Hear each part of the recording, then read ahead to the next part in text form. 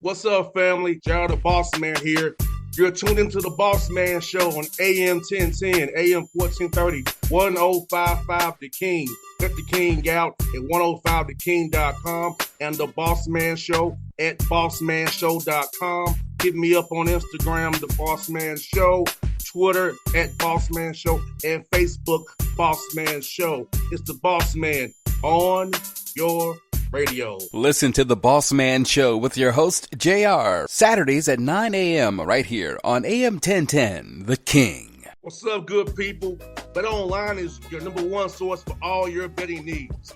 The latest odds, lines, and matchup reports for baseball, boxing, golf, and more. BetOnline continues to be the fastest and easiest way to place your wagers, including live betting and your favorite casino and card games available to play right from your phone. Head to the website or use your mobile device to sign up today and get in on the action.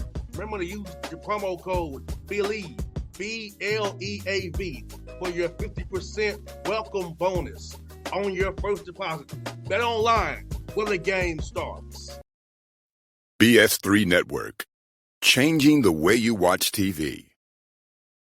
Yes, BS3 Network, changing the way you watch TV, covering content and hot topics from A to Z, sports, music, society and culture, movie reviews, you name it, we have it.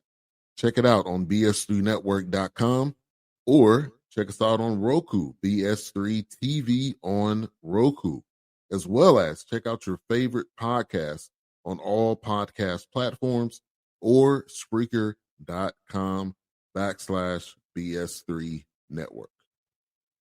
You are now tuned to BS3 Network.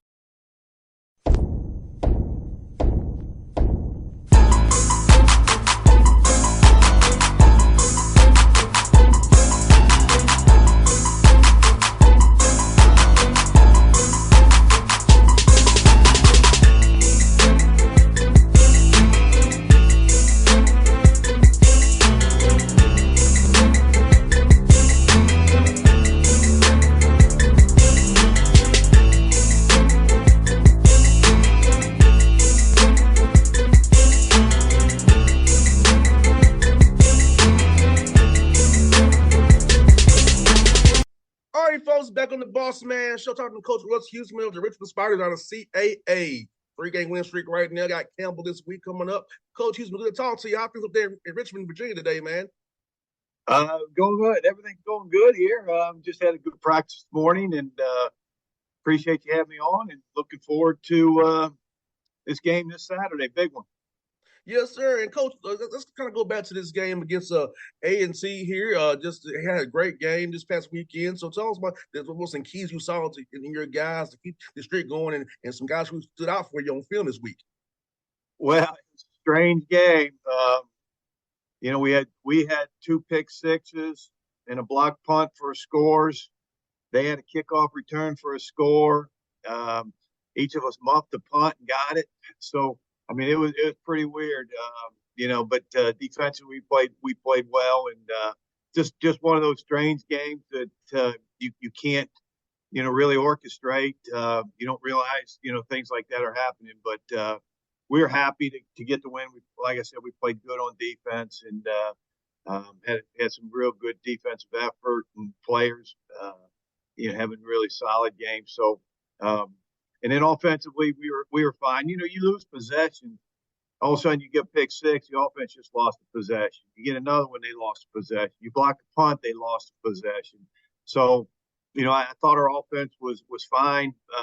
We just didn't have the ball enough offensively to really chunk it out there.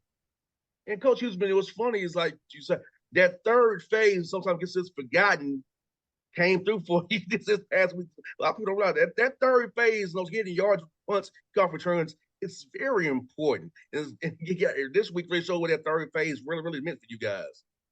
Well, they got us. So they got a great kick returner. He's already had 2 this year, and he had the third one against us. And that hurt, but we got the block punt for the score, so we kind of evened that one out. Like I said, we both muffed one. So the kicking game was kind of a wash. Well, we scored 2 defensive touchdowns that made the big difference in the game. 100%, Coach. And what are you saying from Coach Mentor's team on film, the Campbell fighting Campbell's there? He's getting those guys going as well over there at Campbell's. Talk about what you seen on film from those guys. Oh, they got a real good team. They got talented players all the way across the board. They're huge up front offensively, and they got guys that can move along with that size. Their quarterback's one of the better players in the league, no question about that. They have some wideouts that can make you miss and get yards after the catch, and then defensively they're long and pretty physical on defense. And then obviously in the kicking game they're really solid too. So it's going to be it'll be a great football game on Saturday, and I think the team that makes the least amount of mistakes is going to win the game. And Coach Hughes, let me ask you this, Coach, for you. And you thought the CAA, as you all add members now, as it evolves, how has it been for you recruiting-wise, conference-wise, seeing the competition of your conference get better with these new members you have coming in over the past few years, with how things have been with realignment and stuff like that? Well, it's been nice for us because, now we're playing Hampton, which is, an hour and 15 minutes. A&T is about a little over 2 hours and a half or 2:45. To at Campbell is a closer trip for us. It's a lot better than getting on that plane and playing New Hampshire and Rhode Island and the rest of them. Now, we played Rhode Island on the road, but it makes life a little bit easier. It really helps our budget where we don't have to fly as much. And those are really good programs. A&T has been to the playoffs multiple times, won the MEAC a bunch. Campbell, they were in the Big South and they won the Big South. In Hampton, it should be a great rivalry just because of the proximity. So, adding those teams, now they added a few up north, but adding those teams I thought was pretty cool for us. So we're excited about it. And it's going to probably help us to get some more rivalries. It's hard.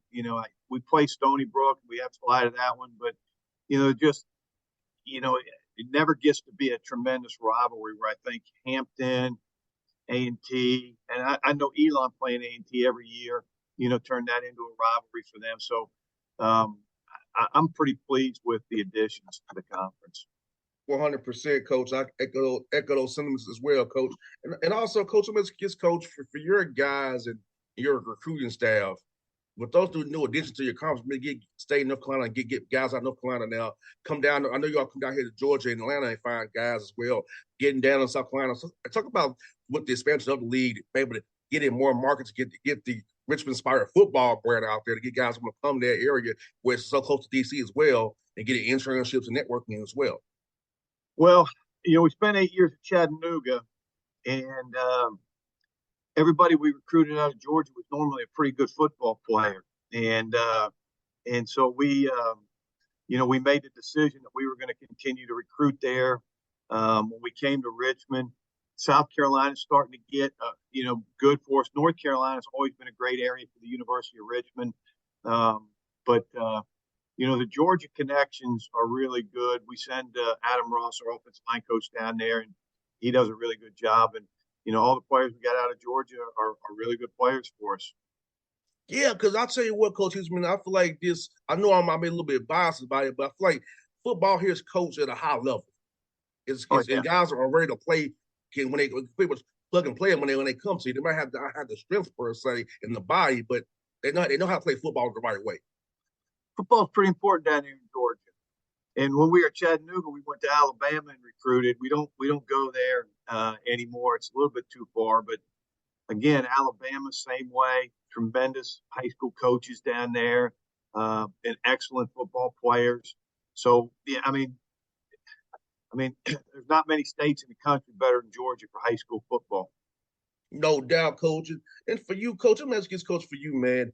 How has this portal NIL thing changed for you and how you recruit? Are you able to get better high school guys now than you would, because a lot of those FBS guys look for older guys, and plus the COVID year, got a lot of guys still in the system a little bit older. So how's that helped you maybe get some young guys that you can develop and build out of the high school guys? They're not getting recruited because the FBS guys want older guys. That's a great point. Nobody ever thinks about it that way. We're always going to build our team with high school players. Now, we do take some transfer portal guys. It's very limited. It's anywhere from 3 to 5 max. And it's really just a plug and play. But you're absolutely right. I mean, it is a trickle down effect, where, maybe we're getting people that potentially could have been recruited at a higher level. And obviously, with a lot of people taking a lot of transfers, those guys kind of get pushed down. You feel for the guys. You feel for the guys that, get pushed all the way down and don't have anything. And that's kind of the ones that really get hurt. Somebody that could be a group of 5 player. You normally the BCS guys get pushed to the group of 5. Somebody that could have been an East Carolina. Now all of a sudden it gets pushed down to the University of Richmond and Elon and William and Mary and people like that. And so we are probably attracting a better player, but it's the next level down that are kind of getting left out a little bit in this thing. No doubt, Coach Huesman. Also, they say as coach, I feel like this coach as well, and you coach FCS ball as well. I feel like the talent level for his NFL readiness is not that much different FCS to a group of 5 or a lower level FBS school. I feel like FCS level is right there talent wise with those group of 5 schools. And is that something that you agree with as well, Coach Huesman? Well, I'll give you some examples here. We had a guy, Kobe Turner, who played 5 years for us with COVID, had a sick, went to Wake Forest, was a 3rd-round draft pick with the Rams. We lost another guy who wanted to go into the portal after his freshman year and felt like he could play in the ACC, and he's at Wake Forest, and he's been a starter for those guys multiple years and starting again this year. We tackle is starting at Syracuse. He's a 6-year guy there, left after the 5th year. So, those guys are talented players.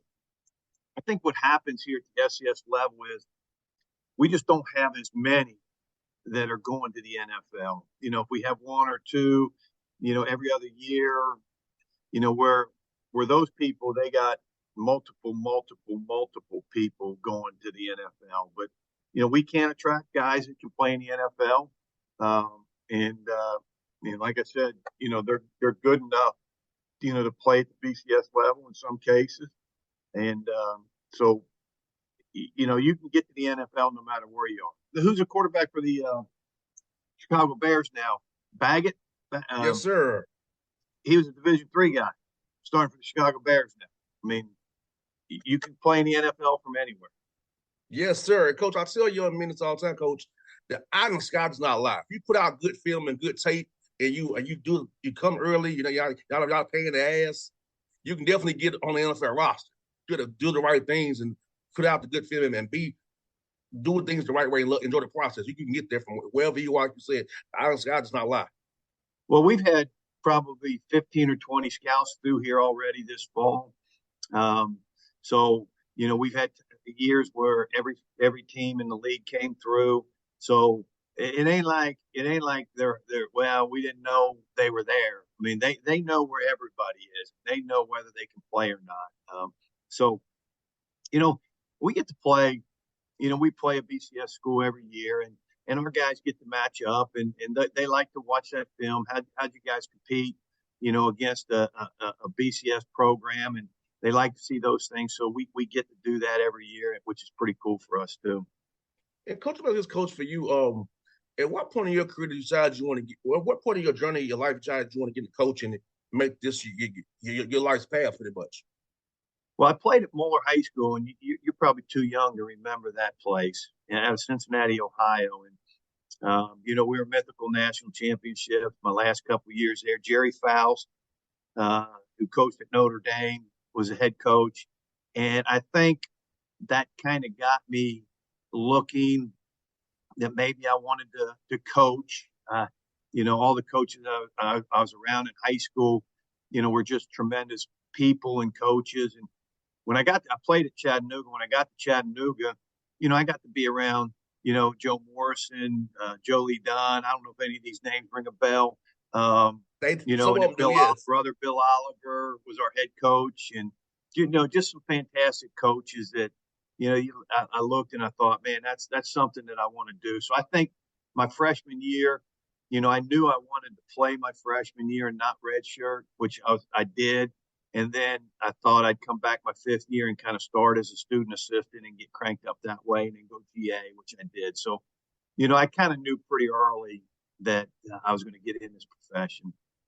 It's amazing how Chattanooga is pretty much growing and changing. I went to Tennessee State, so I would have to drive through Chattanooga to go to Nashville for school. So it's like, seeing Chattanooga how it's grown now and how it's growing and how go over on Macaulay over there and see how they're going to do. I'm just amazed how the Mocs are growing over there, man. It's great to see. Yeah, I mean, Chattanooga is a great city. We loved our time there. Obviously, it was my alma mater, so I felt even more of a connection coaching there. And I got to coach my son at Chattanooga. He was our quarterback for 4 years. So what a great experience. And Chattanooga is a great city, and the people were fantastic. But that being said, Richmond's been fantastic too. So I've loved it here, and the great people here, and we love living here. And I love coaching these guys. We got great kids on this team.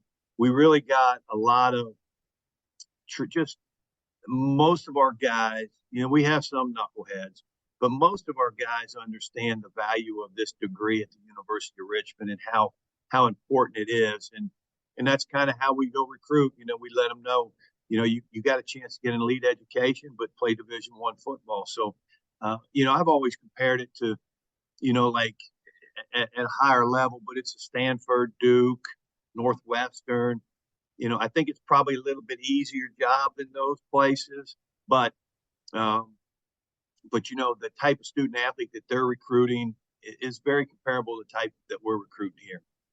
I feel like Coach Huesman, you and Coach Chris Mooney do a heck of a job as pointing out the Richmond brand, because Richmond's in a great location, easy to DC to getting that insurance. Because I know when I played, we didn't have a 20-hour rule. I had to pretty much be doing football the whole time. Well, no 20 hours, but be close to DC, man, and Richmond and what historically what it means for Virginia as well. I feel like you are in a great place, and you and Coach Mooney do a heck of a job of promoting it. And I feel like guys should be honored to want to come play for you and him and be at the school, because, like you say, it's very historic what it does, and get great education and network you all have is one of a kind, in my opinion, Coach. Well, I think this is a really great recruiting area. Richmond, where it's located, we're close to the 757. Northern Virginia's got good football. The DC, Maryland area. The interest that people have up north in Pennsylvania and New Jersey to come south to get an elite education. And then we could go down to North Carolina, which is close, and get in the Charlotte area, the Raleigh-Durham area, and really get the better academic kids. And then Georgia's not awful. We actually still recruit Tennessee too. We have some players on our team from the state of Tennessee, so we've stayed in there just because of our connections from the 8 years at Chattanooga and getting to know the high school coaches. So, we're kind of, Georgia's probably stretching it, just because of the distance. It does get a little bit down there, but we send our guy down there every year, and we pop one or two every year out of there, and they've turned into good players. 100%, Coach. Coach, it's good to talk to you, man. I hope to talk to you playoff time. You hope you got a nice berth with chat again about your matchup then. Best luck to you against Campbell. And I'll be cheering for you, Coach. Appreciate you. Thank you so much. Anytime, Coach. You have a great day. You safe, man. All right. I'll see you. All right. BS3 Network. Changing the way you watch TV.